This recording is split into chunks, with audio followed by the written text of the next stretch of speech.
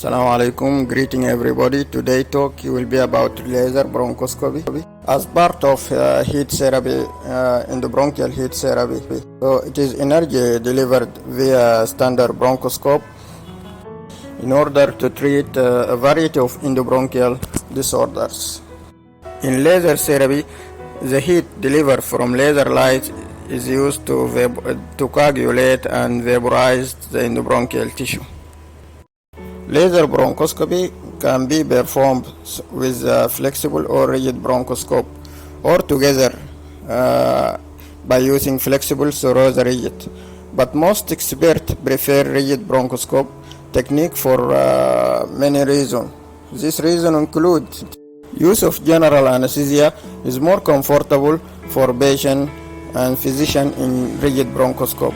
And the second thing is open tube allow the laser fiber suction catheter and forceps to use simultaneously in same times. And finally, ventilation and excessive bleeding is more easily controlled with rigid scope. There is many type of laser fibers used with endoscopies. These laser fibers include potassium tetanyl phosphate fibers, KTB, and argon dye fibers, and yttrium aluminum perovskite fibers, that is YAP fiber, and carbon dioxide laser fibers, and finally the neodymium, yttrium, and aluminum garnet fibers, ND-YAG fibers. This is the most common type of fibers used in bronchoscopy. You see here in this table ND-YAG fiber laser. The coagulation effect of it is more potent than cutting effect, while carbon dioxide laser, the cutting effect of it is more potent than coagulation effect. The rest of fibers is not commonly used in the bronchoscopy procedure. ND-YAG equipment is the most widely used type of laser for bronchoscopic interventions because it has sufficient power to vaporize tissue and produce an excellent coagulation effect. Its wavelength is 1064 nanometers, and ND-YAG laser is found in both contact and non-contact probes are available. In non-contact mode, the tip of the probe is about 1 centimeter proximal to the target. In the initial setting of the machine, the power will be 20 to 40 watts with pulse duration of 0.5 to 1 second to obtain devascularization. And for carbonize the tissue, the tip of the probe is either moved closer to target at about 3 mm or several pulses are applied in the same location. Inspired oxygen should be kept below 40 during laser firing.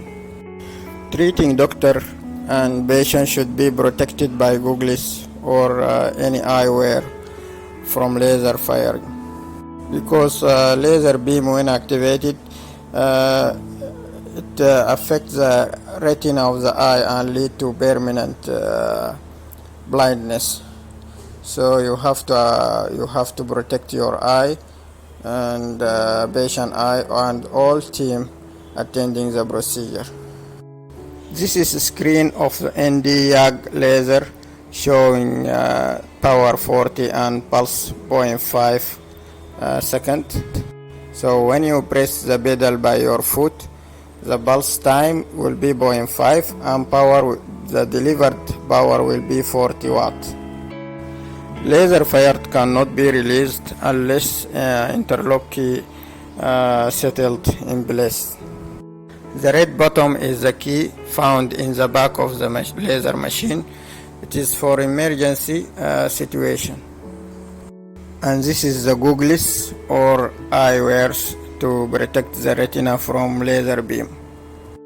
Pre-procedure recommendation should be prepared like CT to see the tumor size and types, and preparation of general anesthesia for rigid bronchoscopy, and also flexible use.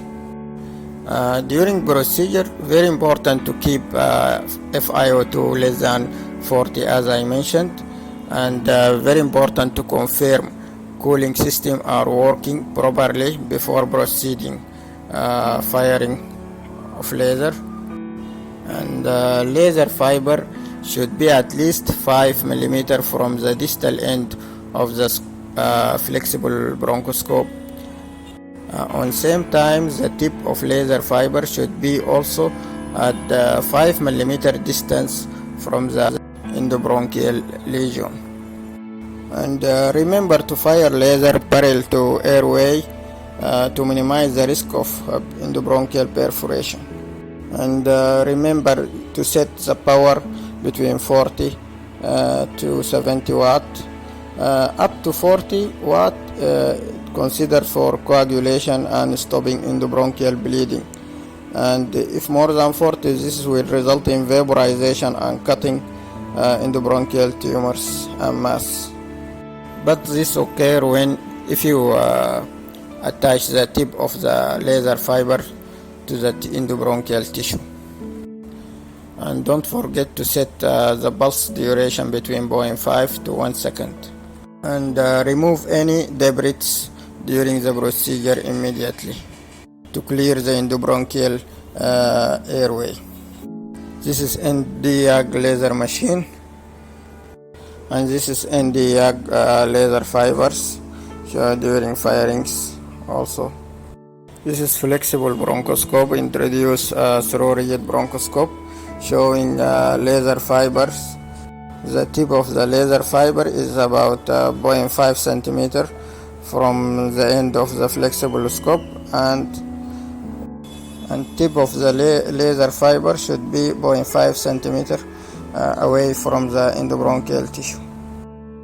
This is Mehta's rule of 4 for endobronchial laser therapy.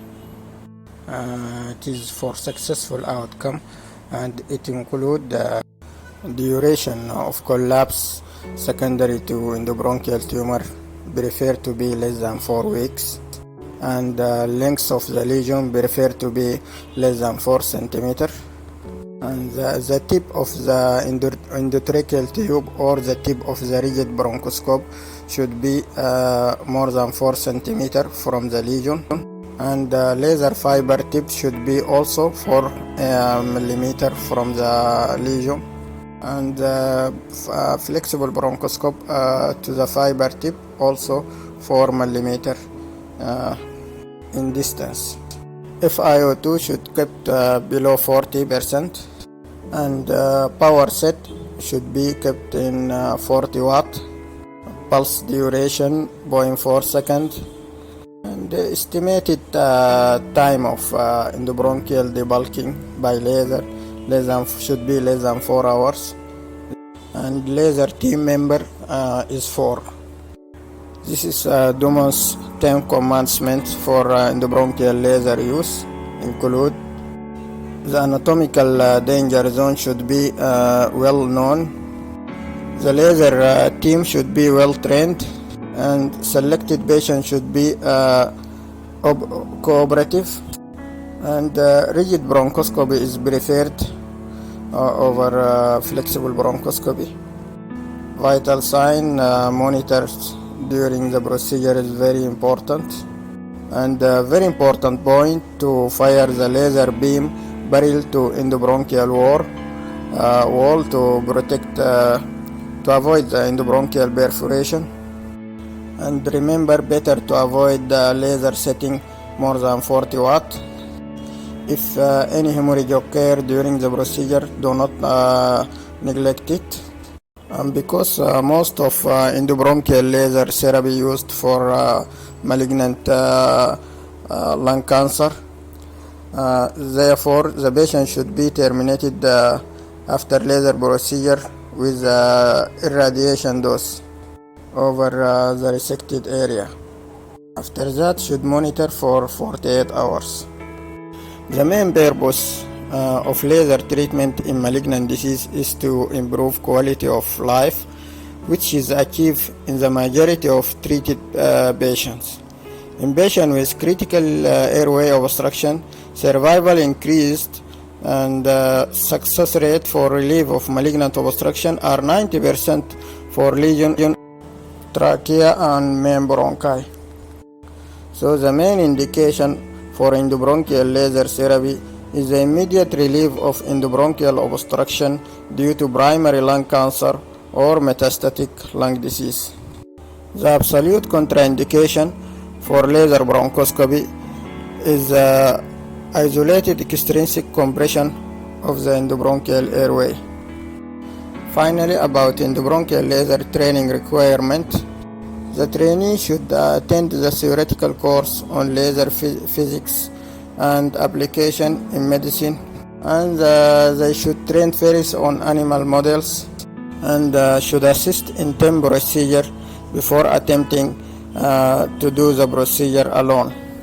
And always remember that all bronchoscopic heat therapy, including electrocautery and argon plasma coagulation and endobronchial laser, can be done on raw fresh meat of chicken in a well-equipped area. I hope this talk is brief for you, and thank you.